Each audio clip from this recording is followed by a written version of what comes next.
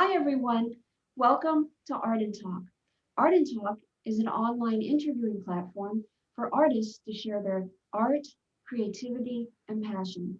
Thank you so much for tuning in with us today. Today, we're going to be having a guest musician songwriter who's going to open up the show for us with playing a live performance. And then we're going to dive into finding all about his musicianship and his songwriting and his musical journey. Please stay in touch with us on social media, on our Art and Talk YouTube channel, and also on our Facebook page. Please subscribe, like, and share. We appreciate your support. Thank you again for tuning in with us today. I'm Leslie Sue, the host for Art and Talk, and I'd like to welcome our guest musician songwriter, Gary Blanchard. Gary, welcome. Thank you. Thank you. So awesome to have you here. It's wonderful to be here. Gary, before you do your live performance, which I can't wait to hear, can you just give us a little brief introduction and into like what your music's all about and get us a kind of like get our feet wet? Okay. I got into music back in the late 60s, well, mid 60s, I should say, hearing Donovan sing Catch the Wind. And that really made me want to pick up the guitar and to start writing. Over time, I've been influenced by musicians, but also by folks like Gandhi, by a number of spiritual paths. And at this point, most of what I write is about bringing people together, about hope, about peace and love in nature. Mm-hmm. Mm-hmm. I love the message already from the get-go: peace, love, and hope. That kind of the whole like unity theme. Yeah, it's so needed right now. Yes, yes, absolutely. I just want to just touch into something with what you mentioned. So in the late 60s, can you just give us a little bit of insight of what it was like then? I imagine you were kind of involved with the whole kind of like counterculture and those are like I don't know if it's cliche to say flower power generation, but those that were into the same things of hope and of unity and of love, the anti-war movement and all the different music that was going on. Can you tell us what it was like then? It was an amazing time to be growing up. I turned 18 in 1969, the year of Woodstock. I was a conscientious objector during Vietnam. So at the time all that was going on, I was having discussions with my draft board and it ended up doing civilian duty. I was very involved in the anti-war movement. What people looking back see the 60s and they start thinking about kind of sex, drugs, and rock and roll. But to me, a lot of the counterculture really was about peace, love, and bringing people together. Mm-hmm. Mm-hmm. And the highlight of those years was like the last couple of years, 3 or so years in the late 60s, like 67, 68, 69 ballpark. Yeah, 67 was the summer of love.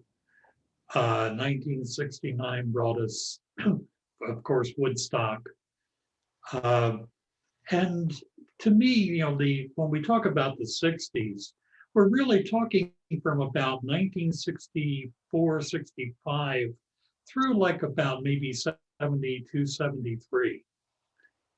When you think of a lot of the music that we think of as being from the 60s. Mm-hmm. Mm-hmm. And so that whole time had a strong influence in terms of your message and your music and sort of like your values and ethics and view of the world and each other as well. Absolutely, absolutely. Mm-hmm. Mm-hmm.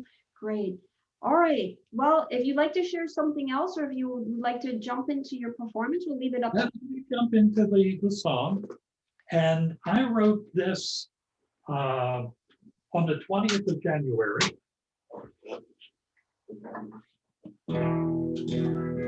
And it's called Shine the Light.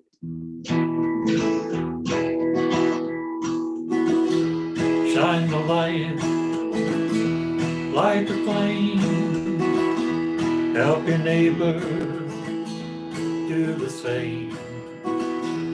Let it shine in freedom's name. Shine the light, light the flame, be a beacon, shine the light, illuminate the dark of night, fill the world with pure delight, fill the beacon, shine the light, share your vision, share your love, build the world you're dreaming of, reflect the light that shines above, share your vision, share your love, shine the light, light the flame, help your neighbor do the same. Let it shine in freedom's name. Shine the light, light the flame. Shine the light, light the flame.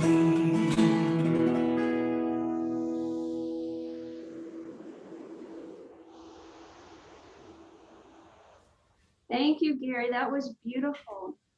Thank you. Can you talk to us, Gary, about Shine a Light? Yeah. Uh, you know, people tend to get caught up in the darkness that seems to be around us. And, we're all children of light. And we need to tap into that. We also need to spread it because it's so easy for people to get caught in darkness. But if we let our light shine, and if we send that out to others, then we're going to wind up making the world a better place. Mm-hmm. So shining a light, do you feel, Gary, that part of your purpose in shining a light is through your music and through your lyrics? Yeah, absolutely. I, like a lot of others, in the late 60s and then again in the 80s, I was doing a lot of political music. And the trouble was that with protest music is you're focused on the problem. And I realized that everybody knows the problems. We need to focus on solutions. So from about 2000 on, I've really focused on writing music that is encouraging and points out to people the power that they have within them. Mm-hmm. Mm-hmm. Well, that's interesting. So part of your message, in addition to peace and love and unity, brotherhood, sisterhood, is also empowerment, because you're saying that you want others to recognize the light within themselves and be empowered within that. Right, right. You know, to support myself, I've spent a number of years being a therapist. Uh, and I came to that after going through my own search to kind of find peace within myself. And, I guess I realized that, we all have this light inside of us, but it gets buried and we need to bring it forth. And as I say, then once you find it, sharing it is the important thing. Mm-hmm. Mm-hmm. Do you have any tools and tips with your background in therapy, as well as your musicianship, in terms of bringing out the light? Are there like a couple of tips you can just kind of shoot out that you feel are practical and applicable that we can use? Yeah, I think that people need to recognize that we don't react so much to what happens around us as we do to what we think about what happens around us. So a lot of us are raised with negative thoughts and beliefs, things that we have heard and internalized. So we tend to think that we're weak, that we're powerless, that we're perhaps not as good as we should be. And then we react to things from that. So if we find the truth about ourselves and we respond to that, we end up responding better and we wind up having happier lives. Mm-hmm. Mm-hmm. Yes, yes, absolutely. I'm wondering, Gary, kind of going back to Shine a Light, what you just performed for us, do you happen to have the lyrics handy? And maybe we could Yeah, I do. Okay, great. And this song is really written to be easily sung uh, in church services and get-togethers and campfires. So there's a lot of repetition to it, which I think is good too, because that sort of helps to drive the message home. It first verse is shine the light, light the flame, help your neighbor do the same. Let it shine in freedom's name. Shine the light, light the flame. Then be a beacon, shine your light, illuminate the dark of night, fill the world with pure delight. Be a beacon, shine the light. Share your vision, share your love, build the world you're dreaming of. Reflect the light that shines above. Share your vision, share your love. Hmm. The lyrics are simple, but yet so deep and have a profundity to them as well. It's, yeah, it's interesting that a lot of times when we go to deep thoughts, we tend to try to make them complicated for some reason. I find the simpler you can make it, the easier it is for people to really grasp and to buy into and to work into. Hmm.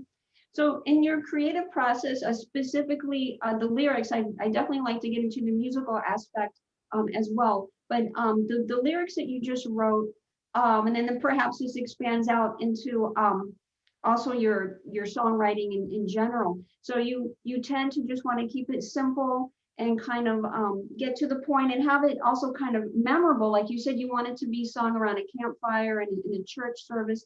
So that's kind of an intention that you have as you're actually writing the lyrics to the song. Yeah, and it varies from song to song. Mhm. Uh, but I think that particularly for this one, I wanted the words to be meaningful, but as you say, kind of memorable, easy to follow along with, easy for people to sing, and for the for the melody to be kind of simple and memorable as well. Mhm. Mhm. And did the lyrics come first in Shine a Light and then the music, or vice versa, or was it a combination? This one, the lyrics came first. I had been watching. That was inauguration day actually, and I was listening to the music and the speakers and the wonderful poet who Mhm. spoke. And afterwards, because I'm semi-retired, I was just getting around to taking my shower, and suddenly the first verse was there. And by the time I dried off, the song was pretty much written. Mhm. And at that point, I pretty much had the tune in mind as well. And drove down to the studio and put it on tape. Mhm. And 3 weeks after that, ended up releasing a new album with 10 new songs on it. So, Mhm. Okay, so this was kind of like the catalyst, and it kind of brought these other songs out. Yeah, this sort of came midway through Okay. the process, but uh, this last album just took about a matter of 3 weeks to write and record. Mm-hmm. Mm-hmm. And do you find that the lyrics come rather spontaneously? Because as you mentioned, Gary, you were watching the inauguration, and like it just seemed like the words were kind of there. And then you took your shower, and then after the shower, then the rest of the song, at least lyric wise, was there, and you kind of already had the melody and whatnot there. Is that kind of typical of your creative process with your lyrics? It, it's typical once I start writing, and sometimes the music will come first, and sometimes the words come first. But once the words come, they seem to come quickly. Uh, I don't usually labor long Mhm. over words, uh, and so once I start, I get the basic idea. It just sort of falls together for some reason. Mhm. And can you touch upon the musical aspects and that creative process with Shine a Light for us? Yeah, actually, on that song, and today I did it in a standard tuning, but I had the guitar in an open D tuning so that when you just strum it, it's already playing a D chord. Mhm. And it's a very simple chord progression, again, to make it easy, an easy campfire type song. Mhm. Uh, but it just is really, as I say, a very simple chord progression, Mhm. but it really served the message of the song, I Mhm. felt. Mhm.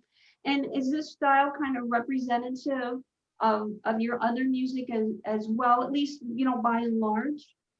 By and large, it's funny because a lot of people I know in the music world come from more of the rock world, and I grew up more in folk music. So while people are trying to write these complicated songs with a lot of chord changes and rhythm changes, and uh, trying to emulate perhaps a Sergeant Pepper's era Beatles, I'm looking to Pete Seeger and coming up with these more simple, easy to remember type melodies. Mhm. So I do tend more to the standard verse chorus type of writing. Mhm. And would you say that the lyrics are just as important as the music, or how does that play out for you? How does I that? would say, yeah, it's a great question. I think for me, the lyrics are definitely important. And that's why I don't perform as often as a lot of other musicians. Because if I'm going to be at a place where people are having conversations in your background music, it isn't worth it to me Mhm. because my words have something to say. And I like to go to places where people are actually there to listen Mhm. rather than to have it as a backdrop to their conversations. Mhm. Mhm. That's interesting. Thank you for sharing that, Gary. Can you touch upon your musical journey and kind of take us into like how this began? We understand some of your influences and about your message, but what about this whole, kind of like playing the different instruments and creating music? Touch upon that if you would, please. Sure. Uh, again, Donovan was the first person that really I heard Catch the Wind and I said, okay, that's what I want to do. Then I got into people again like Pete Seeger, and then there was Crosby, Stills, and Nash. Uh, um, Even Grateful Dead is an influence on my music. And interestingly, Donovan went from a folk singer to kind of this hippie troubadour with a psychedelic bent. And that influenced me to eventually bring in on some recordings things like sitar sounds and the Indian tablas. Uh, at one point in the 1980s, I moved away from folk style music completely and started. There's a performance artist, Laurie Anderson, who would do spoken word with music and computer visuals. And I put the guitar aside for just about 5 or 6 years. Mhm. And I recorded an album using $100 Yamaha keyboard that had auto chord and auto rhythm.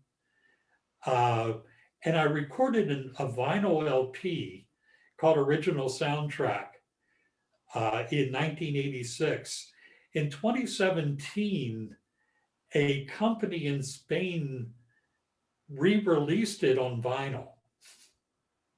Mhm. Uh, and then a year or so after that, a movie company in Spain got in touch and wanted to use the one song from that in their movie, and it also is the song that plays throughout the trailer for the movie, Mhm. called "Mystery of the Pink Flamingo." Mhm.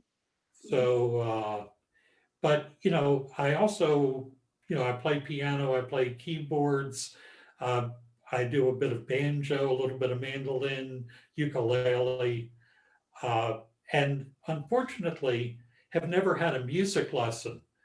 So I'm self-taught, but I've taught myself all the wrong ways to do things. Mhm. Oh, that's interesting. So you're a self-taught musician. Yes. Mhm. I just want to talk a little bit about the ear, because you must have a very, strong sense of auditory hearing, I would imagine, and a sense of touch, with all the different instruments that you play. Can you just talk a little bit about that, kind of having a heightened sense of hearing and then of course combined with the sense of touch? Yeah. Uh, I think that musically, my hearing is much better at, I can listen to a recording and figure out the chord changes. And, then as I'm sitting down with an instrument to create, I I sort of have an idea, okay, this goes well with this. And to move from this chord, it sounds good if I move to that chord. Mhm. Uh, and I've had people try to explain the theory of what I'm doing, and I get totally lost. But for me, it just seems to come naturally to do that. When I do the open tuning, uh, I have discovered chords, because I don't have chord charts for these open tunings. So I just start holding the strings down in different places until it sounds like, okay, that's a good place to go to. And that sort of sounds like a G chord, Mhm. or that sort of sounds like an A chord. Mhm. Uh, so, I think that most of what I've done musically has been done on instinct Mhm. rather than theory. Mhm. So you're a very intuitive player. You hear things, you're able to kind of dissect them, so to speak, here, like different nuances, and then also intuitively say, okay, I think this would kind of fit in well here, and I think I could add this here, and then you kind of like go by feel, so to speak. Right, right. As I'm writing a song, when I recorded Shine the Light, for instance, uh, as I was writing and recording just the guitar and vocal, I was able to say, okay, a piano in here would be good. And then to build it up, we'll add an organ in here. And then we'll bring in the harmonica. So Generally, I sort of hear the arrangement in my head as I start to write and record Mm-hmm. and figure out what to add in where. Mm-hmm. Mm-hmm. And Gary, when you first picked up a guitar, that was your first instrument, is that That was correct? my first instrument. I'm sorry? Yes, that was my first instrument. Okay, so when you picked up your guitar, I'm just gonna move back a little bit. And you picked up the guitar, so you're not taking any lessons, it's just Gary and the guitar. What was that like? I mean, how did you just kind of figure that out and did things progress fast? Was it, what was that process like? Did it take a while? Well, what happened when I got my first guitar, we got an instruction book with it, and they taught you two chords in the first lesson. And it said, now play this song. The song had four chords in it. And they taught you the other two chords in lessons 5 and 7. So I don't know how you were supposed to play that song. Hmm. So I tossed the book aside and I found a book that was called 12 Bob Dylan Songs Playable with 3 Magic Chords. And I learned the C, F, and G chords and could play 12 Bob Dylan songs. Mm-hmm. And from there, I just, like I would have friends and say, oh, well, here's how you make this chord. Mm-hmm. Or I would buy a chord chart and I would learn some chords. Mm-hmm. But from there, it was like learning how to strum, how to put it all together. Uh, I don't have a lot of fancy technique, but as a guitar player, but uh, I'm able to accompany myself for my writing, which is all I've ever really aspired to do. Mm-hmm. Mm-hmm. And of all the instruments that you currently play, which has been the hardest to actually kind of like play and acclimate to, and why do you think that is? And then which one is kind of the easiest for you to play? Or is it all equal? At this point, the guitar, uh, I can do uh, without even thinking, all the chord changes and that type of thing. If I'm playing piano, which is something that's a newer addition to what I do, uh, I still have to look down at the keyboard a good bit as I'm playing and singing, Mm-hmm. because my fingers still don't instinctively know where to go on the keyboard. Mm-hmm. Mm-hmm. So that one takes me a little more. Bass guitar, because it's playing a series of notes up and down the neck, that really takes a lot of concentration for me. I had a brother who was a bass player and singer, and he would be all over the bass guitar neck while singing. And to this day, I can't understand how he could do it. Mm-hmm. Mm-hmm. So your brother had an influence on you as well, considering that he was kind of in the same field, or Yeah. He was my younger brother, and I taught him actually the very rudiments of bass guitar, but he went way beyond. mm-hmm. Uh, and for years we did perform together Mm-hmm. uh, before I moved to Massachusetts from Maryland. Uh, and unfortunately, he passed away a few years ago. But we definitely uh, influenced each other, I would say, musically. Mm-hmm. Mm-hmm. I just like to touch upon 2020. For you, 2020, did you write a lot of music and kind of get into your music? Did you pull away from it? How did that play out for you? 2020, I released 7 albums in 2020. 4 of them were songs written and recorded in 2020.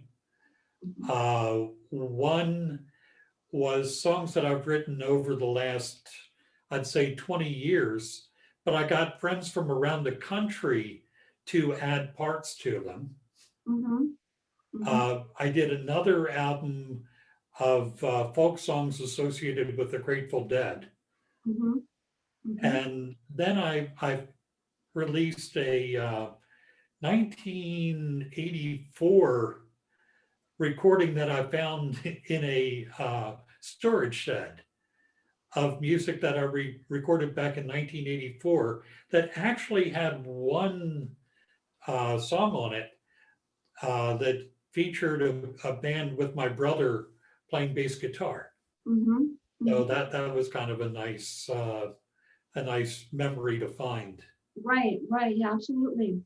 Um, I was going to ask you a question, Gary, but we also have a video that I'd like for us to take a look at. Um, do you want to set this up? It's the video of you playing the piano, and the song is called "Moments of Ecstasy." Is there anything you'd like to share with us before we play it, and then we'll kind of get into some other discussion? It was an interesting song because I go to a Unitarian Universalist church, and of course, right now we're on Zoom. And I was listening to Reverend Craig's sermon, and I don't remember now exactly what he said, but it started triggering the song. So I'm sorry, Reverend Craig, but I probably didn't hear the end of the sermon. Uh, and I ended up, after the service was over, logging off and turning around because I attend Zoom services here at the studio. And I turned around to my piano and started writing. And within 20 minutes, had this song written. Mm, okay. All right. Well, if it's okay with you, we'll go ahead and pull it up and watch Okay. it. And again, it's Moments of Ecstasy. Okay, give me just a moment here. All right.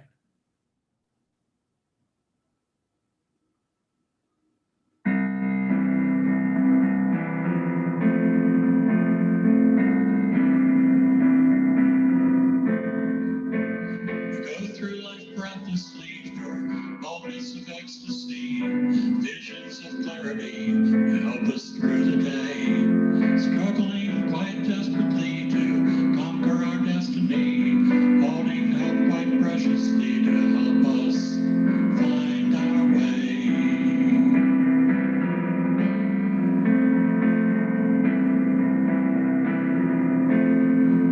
We're living from dream to dream, caught in this moving stream, following the steady beam of light from above.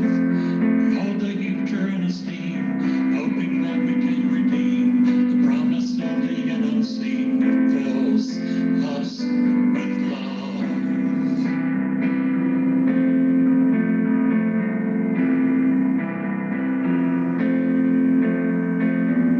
The moments of pleasure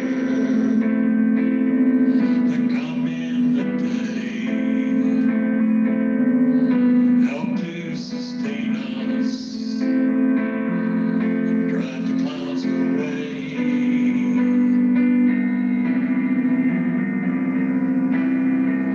We go through life breathlessly for moments of ecstasy, visions of clarity to get us through the day, struggling quite desperately to conquer our destiny, holding hope quite preciously to help us find our way.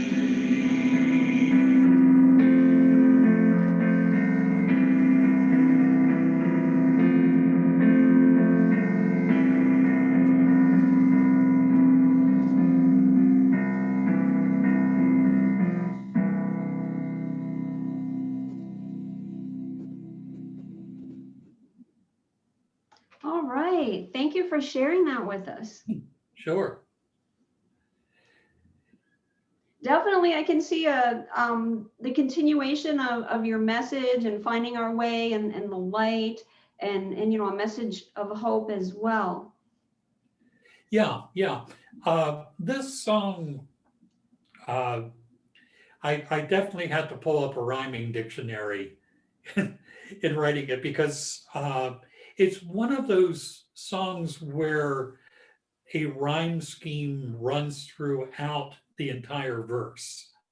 So not just a rhyme at the end of each line, but uh, you know, in the first verse, everything rhymes off of breathlessly, and then dream for the second verse. So I had to come up with a series of rhyming words that would make sense within the song and wouldn't repeat one of the one of the rhymes. Mm-hmm. Mm-hmm. And ecstasy, from your point of view, how is that intertwining with your message? And it's obviously the name of the song, so it kind of has a prominent position. Just share with us a little bit about that, the whole word meaning and whatnot.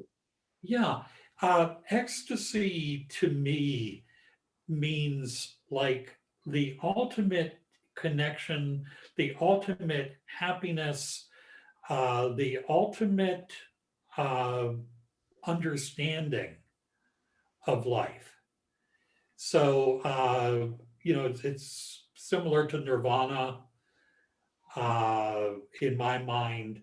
It's like finding that purest essence of who we are and what life is. Mm-hmm. Mm-hmm. Yes, yes, that's really beautiful, Gary. Um, I have a couple of questions. One is, you mentioned that you were very influenced by the folk scene and folk music kind of early on. What is going on now in the folk music scene? You know, it's it's still around. I think it's interesting because the folk music scene got filtered through the singer-songwriter movement of the early 70s. People like James Taylor, Jackson Brown, Joni Mitchell. Uh, to a degree, it became as much about the individual as the whole.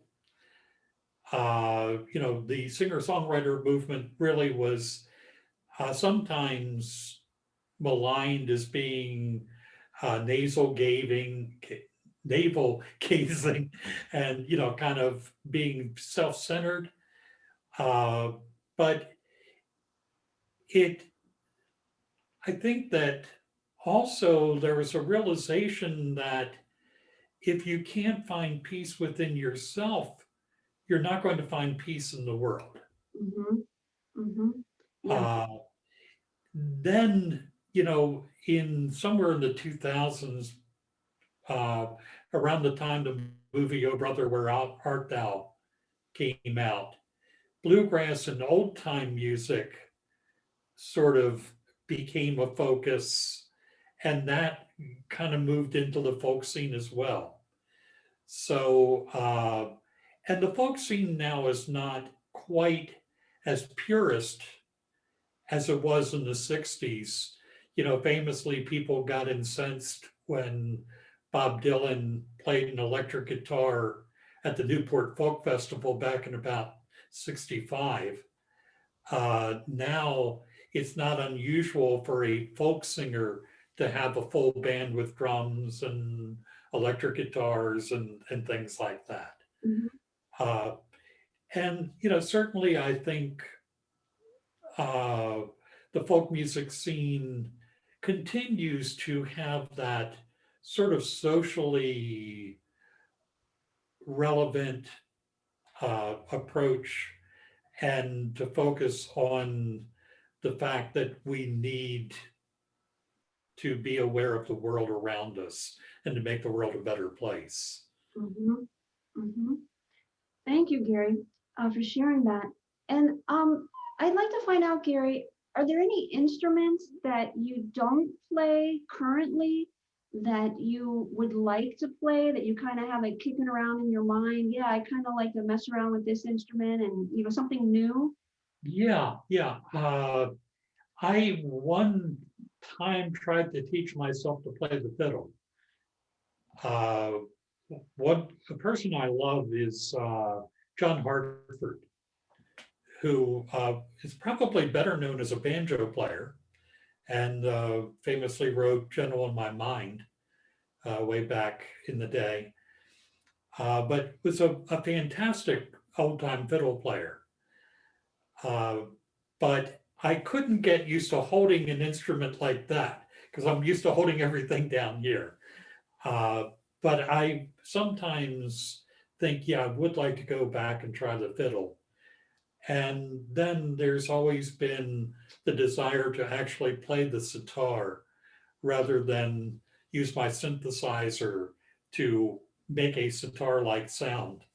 Mhm. But again, that's an investment in time and money. And I don't think I could get myself into the seated position with the crossed legs to play the sitar. And once I did, I don't know if I'd get back up. Mhm. The sitar has such a mystical, a very enigmatic sound to me. Oh, it definitely does. And Indian music, particularly the ragas, the sort of spiritual music, is just absolutely mesmerizing. Uh, but it is definitely a whole different approach to music than the Western approach. Mhm. Mhm. Yes. We still have a few more minutes, Gary. Is there anything about your musical journey that we haven't touched upon yet that you'd like to share with us? Uh, I think that just in the last couple of years, uh, for years, I felt like I had to be one thing or another. And for a number of years, up until about 1986, I had to be a folk singer. And I couldn't do rock and roll or I couldn't do anything else. And then I got into the electronic music and I had to do that. I wouldn't touch guitar. Uh, but I think in the last 15, 20 years, I've gotten to a place where it's like I can mix this and I can mix that and I can put this in here and I can put that in there. And it's okay to mix all these things together. And it's sort of freed me up. The other thing was that for years on a recording, I wouldn't put anything that I couldn't do live. So I wouldn't add extra instruments. Now I will throw anything that I feel fits the song. And I may not be able to perform the song the way it is on the record, but it's okay because it's just a different life for that song. Mm-hmm. So it might sound one way on the record and totally different live, and Mm-hmm. that's okay. Mm-hmm. Mm-hmm. Yes, yes. Thank you for sharing that, Gary. We're going to need to wrap the show up. We'd like to offer you some closing comments, whatever feels right to you. Maybe there's someone who's watching who's a musician, or maybe thinking about learning to play some instruments, or maybe already writing songs. Perhaps maybe you have a little bit of advice. And then if you could let us know how to stay connected with you, please. Okay. The one thing that I find, in this connected world, on Facebook, there are a lot of groups for songwriters, but so many people seem to focus on writing the next big hit song. And if that's what you want to do, that's good. But it's totally okay to write music that simply speaks to you and expresses what you want to share with the world. And don't worry about whether Beyonce will sell 1 million copies of it. Be true to your heart, express what's inside of you, and let people see who you are. So I think that's an important thing to remember. Mhm, mhm, Uh, and if people want to keep up with my music, my website is GaryBlanchardMusic.com. And from there, you can find links to YouTube, where I've got a lot of music. You can go to Bandcamp and look up Gary Blanchard. You can buy my albums, you can download them. You can even ask your digital device to play music by Gary Blanchard. It'll work on Amazon devices as well as Siri and all those. I can't use the A word in my studio because then my unit will wake up Mhm. and start to talk to us. But if you ask her to play my music, she'll play it, which is kind of really fun. And it mixes everything from the 80s electronic music to my latest recordings. And you never know what's going to come up next, which Mhm. is really fun. Yeah, yeah, absolutely, absolutely, Gary. And I love your closing comments to be true to yourself and express, what's in you. That's wonderful. Thank you so much, Gary, for being our guest artist and sharing your musical journey and the live performance opening up the show and the video of moments of ecstasy and helping us get to know you and your music and your influences and background. Thank you so much. Well, thank you for having me on. This has been a pleasure. Oh, wonderful. Thank you, Gary, and much success with all your music and your message is so beautiful and absolutely, absolutely needed now, probably, now, more than ever. So thank you for, sharing your light and sharing the light of your music. Thank you. Thanks, Gary. Thank you so much, everybody, for watching Art and Talk today. And we'll talk soon on the next Art and Talk. Until then, be well and be blessed. Thank you again, Gary, for being our guest artist. Thank you again, everybody, for watching.